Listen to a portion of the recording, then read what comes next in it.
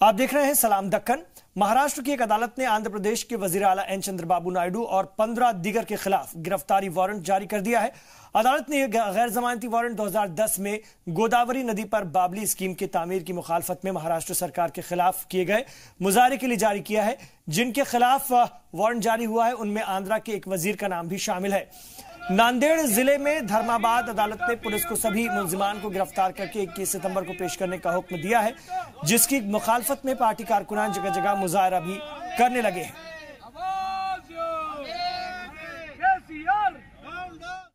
आज चंद्रबाबू नायडू साहब को सेंट्रल महाराष्ट्र गवर्नमेंट जो नोटिस जारी की है ये सरासर नाइंसाफी है, क्योंकि आज 7-8 साल पहले की जो ये केस है आज निकालने यहाँ बहुत बड़ा जुर्म है, क्योंकि चंद्रबाबू नायडू का जो कामयाबी देख के और चंद्रबाबू नायडू जो डेवलपिंग को देख के आज बीजेपी गवर्नमेंट उनके ऊपर रो रही है। लेकिन ये सरासरा कोर्ट के जरिया उन्हें महाराष्ट्र गवर्नमेंट के जरिए उनको नोटिस जारी करना ये गलत बात है, क्योंकि आज जो भी है अवाम होंदो या वर्ल्ड की पब्लिक होंदो चंद्रबाबू नायडू की तरफ नज़र रखी हुई है।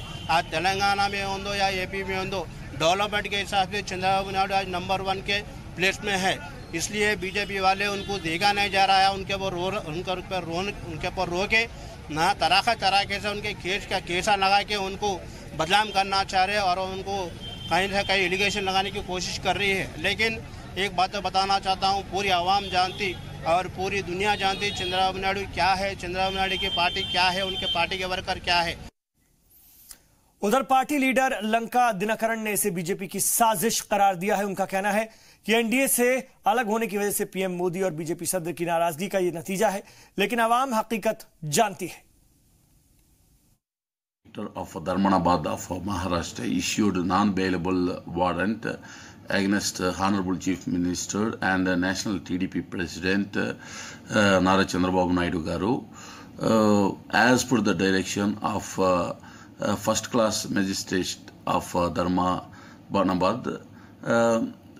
It is the case which was filed by the Maharashtra government in the year 2010 when the Babli project agitation was carried by the TDP under the leadership of Nara Chandrababu Naidu Garu for a long period of 8 years without having any kind of notice for these 8 years.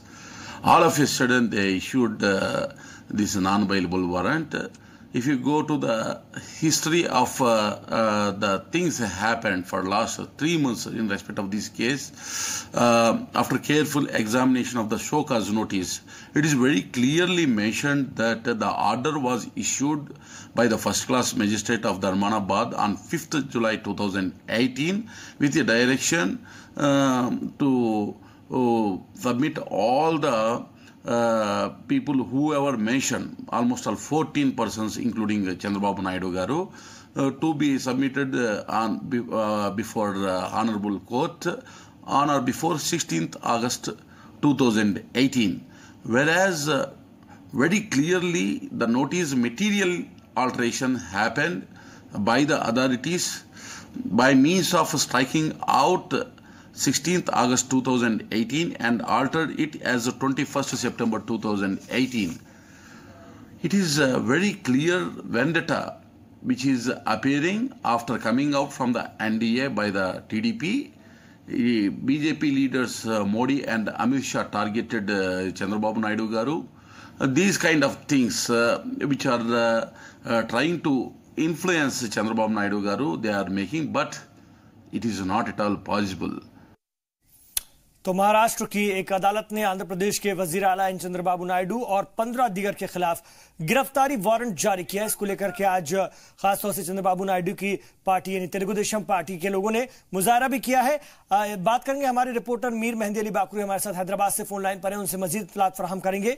जी, इसको लेकर के अब क्या हिकमत अमली अपनाई जा रही है, क्योंकि अदालत का ये पूरा वारंट अदालत के जरिए जारी हुआ है और जिस तरह से गोदावरी नदी पर बाबली स्कीम की तामीर की मुखालफत में महाराष्ट्र सरकार के खिलाफ उस वक्त मुजाहरा किया गया था, कहीं इसको सियासत से मुतासिर बताया जा रहा है, लेकिन अदालत का हुक्म है। क्या तैयारी की जा रही है अगर हम बात करते हैं तेलुगु देशम पार्टी की जानिब से, सरकार की जानिब से? देखिए, जो पब्लिक बजट का ये केस है जिसमें जो है 353 फाइनेंस 147 जो सेक्शंस लगाए गए हैं, ये एक मामूली सेक्शन है। लेकिन क्योंकि चंद्रबाबू नायडू ने सीधे तौर पे मोदी से अपना हाथ छुड़ा लिया, उनके कैंप से बाहर आ गए, तो ये उनको परेशान किया जा रहा है। तेलुगुदेशम लीडर अली मस्कती का ये मानना है।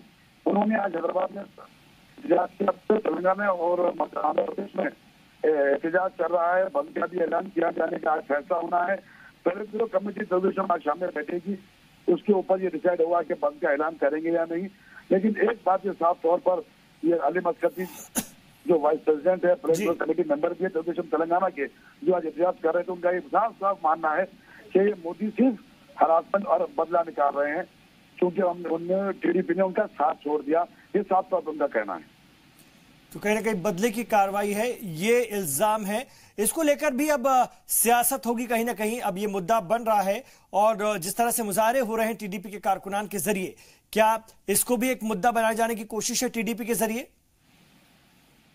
जी हाँ, देखिए टीडीपी अब इसको जो है बराबर मुद्दा बनाएगी, क्योंकि वहाँ के जो आंध्र प्रदेश की जो वाइस सिटी है, जो मेन अपोजिशन है, वहाँ पर बीजेपी ने उनका हाथ थाम लिया है। तो अब ये टीडीपी भी अपने आपत्ति खोलने के लिए तैयार है कि उस दौर में उन्होंने जब बीजेपी के साथ में उनका कितना नुकसान हुआ और आंध्र प्रदेश को स्पेशल कैटेगरी स्टेटस जो नहीं दिए जाने की वजह यही थी कि आने वाले चुनाव में वो वाईएसआर का साथ देकर इलेक्शन लड़ेगी और उसके बाद स्पेशल स्टेटस कैटेगरी उनको डिक्लेयर करेगी। जैसी ये बात बाबू ने ओपनली कही थी। और इस बार अब आने वाले इलेक्शन में वाईएसआर जीती और बीजेपी मिलकर लड़ेगी इलेक्शन, इसलिए बाबू को परेशान किया जा रहा है। जी, लेकिन ये बात आवाम तक पहुंचाने की भी क्या कोशिश होगी और कोशिश शुरू हो गई क्या? मेरा सवाल ये था, क्योंकि सीधे तौर पर चूंकि अब इलेक्शन का दौर है, 2019 भी ज्यादा दूर नहीं है, ऐसे में हर एक मसला जो है सियासी मुद्दा बनेगा।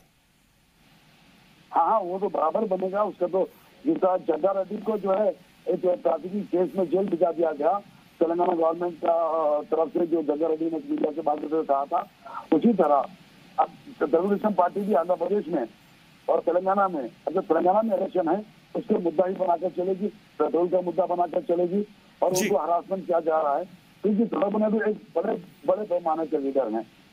वो आंध्र प्रदेश, जब यूनाइटेड आंध्र प्रदेश था, 9 साल उन्होंने हुकूमत किया, आंध्र प्रदेश जो अलग आंध्र प्रदेश हुआ, उसमें भी अब वो सीएम है।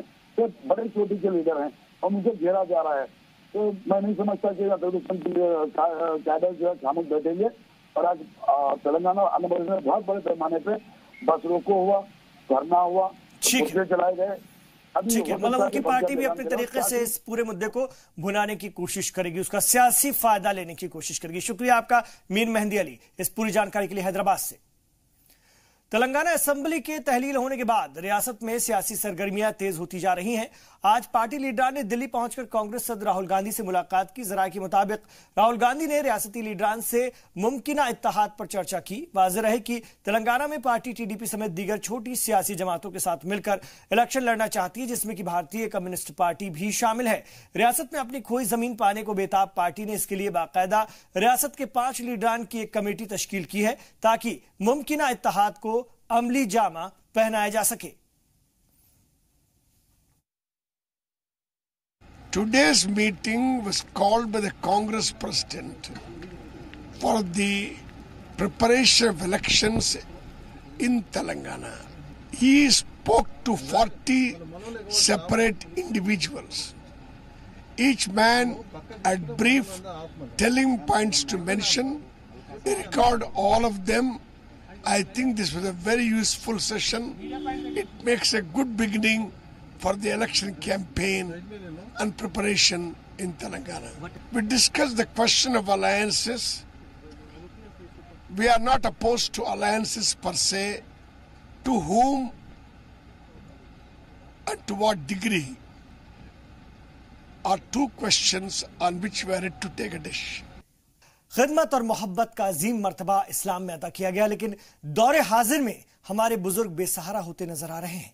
ऐसे बेसहारा लोगों को बेंगलुरु का एक शख्स लगातार 8 सालों से सहारा दे रहा है। देखिए रिपोर्ट।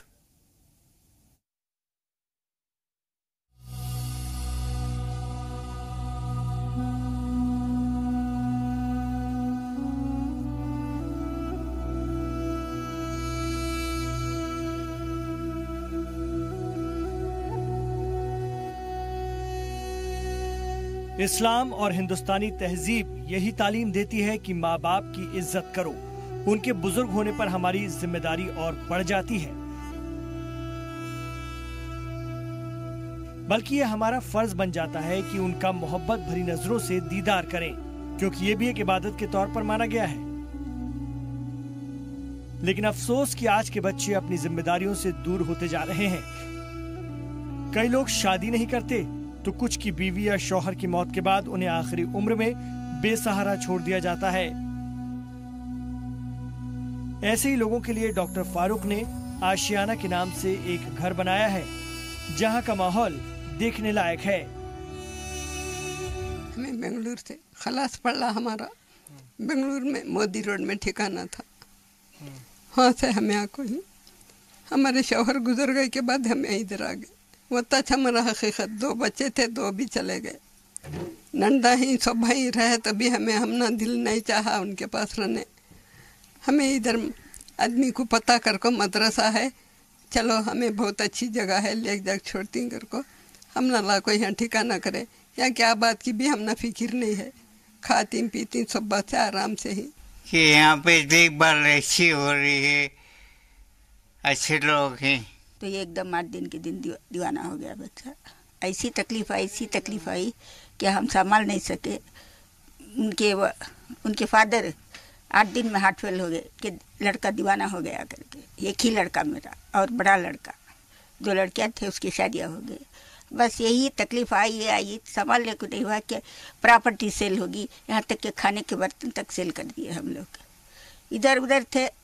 आखिरी में मेरे फ्रेंड से सोशल वर्कर से उनसे मुलाकात हुई मेरी।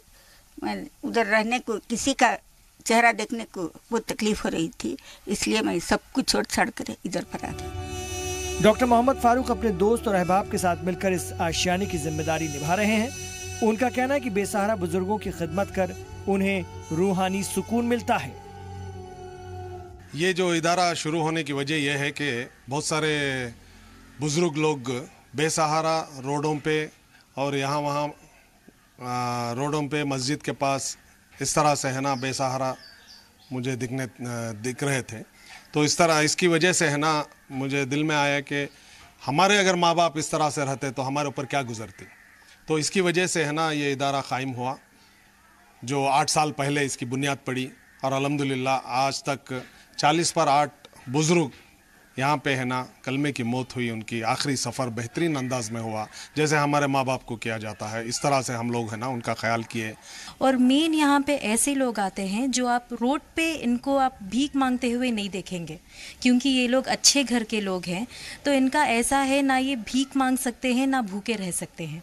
तो ऐसे लोगों को हम सर्वे करके देख के लेते हैं कि ये कहीं रोड पे इनकी इज्जत ना चली जाए, या फिर इनको भी कचरे के डब्बे से उठा के ना खाना पड़े।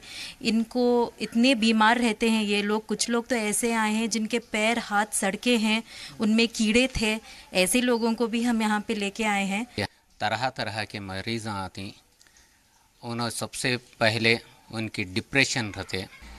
जैसा हमारे माँ बाप हैं उनसे ज़्यादा करती हैं, लेकिन हमारे माँ बाप वालिद का इंतकाल होगा, वालिदा हैं, वालिद को खिदमत का मौका नहीं मिला। हम स्टडी में थे, एक जॉब में थे, लेकिन पता नहीं मिला। आज हमारे वालिद इनकी खिदमतों में बहुत याद आती। वह याद आने की वजह से ये खिदमत में मेरा वालिद नज़र आ रही, मेरा वालिदा नज़र आ रही, समझ को खिदमत कर रही। गुज़िश्ता 8 साल से शहर के देवनहल्ली में चलाए जा रहे इस आशियाने में 54 बेसहारा बुजुर्ग मौजूद हैं, जबकि 50 बुजुर्ग यहाँ के खुशगवार माहौल में आखिरी सांस ले चुके हैं।